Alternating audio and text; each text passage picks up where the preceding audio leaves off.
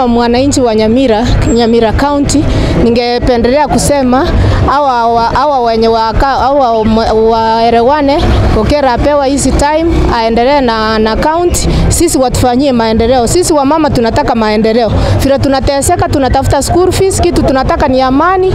Mungu awasaidie waelewane, awapatie amani, waelewane vizuri, watufanyie kazi, na sisi wakiendelea kutufanyia kazi na sisi tutaendelea kuwaombea wafanye hiyo kazi kwa bidii na Mungu awachalie. Sisi tuongea kutoka Nyamira County. Ninayezungumza kwa hakika mimi ni mkaaji na mpiga kura hapa Nyamira. Juzi tumesikia kuwa baadhi ya wabunge ama waheshimiwa wamepatikana kule Nyamira wakiwa wanaburudika katika mambo ya kinywaji ya bia. Naomba kwa waheshimiwa wabunge ama ma-MCA waweze kuwa na heshima, wasikunywe pombe ndani ya bunge.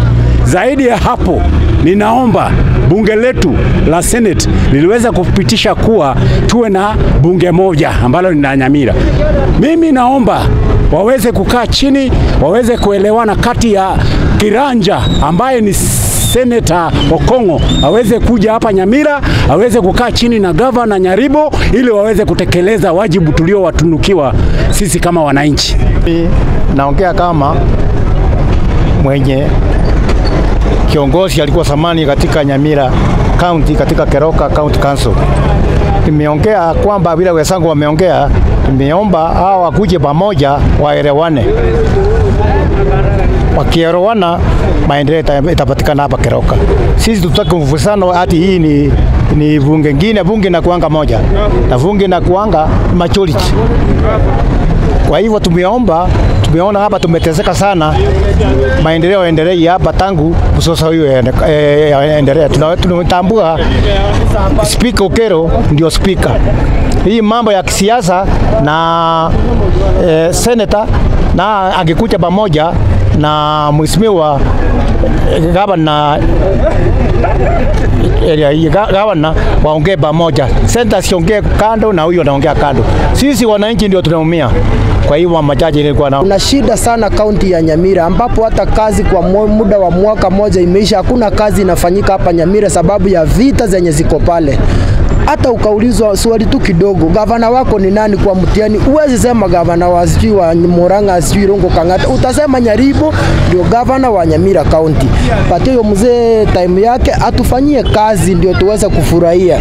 Ukipindi cha uchaguzi kifika tutafanya uchaguzi. Tukuje kwa speaker. Koti imetuelezea vizuri. Okero ndio speaker wetu.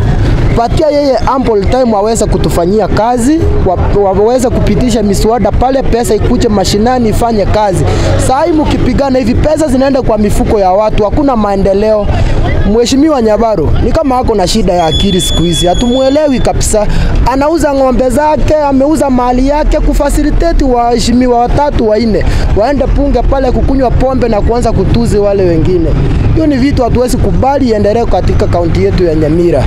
Wacha kukue na umoja, tufanyiwe kazi. Mimi ni mkaaji wa Nyamira na nalaani sana mambo ya assembly ya Nyamira kuweka mabombe huko, magredi ya pombe, mapombe zingine za kienyeji zimetengenezwa misiki ya kusema torio mwogo hii ilikuwa huko. Sasa hiyo ni assembly, lazima iheshimiwe na Mr.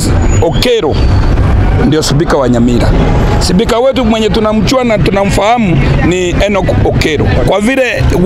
Kwa vile Enoch Okero ndio spika wetu wa Nyamira, aliamua badala ya kwenda huko Nyamira mahali ba uchinga mingi inatendeka, ache mpaka hapa wodi ya Rigoma afanyie vikao hapa. Na tena hata sheria inamruhusu.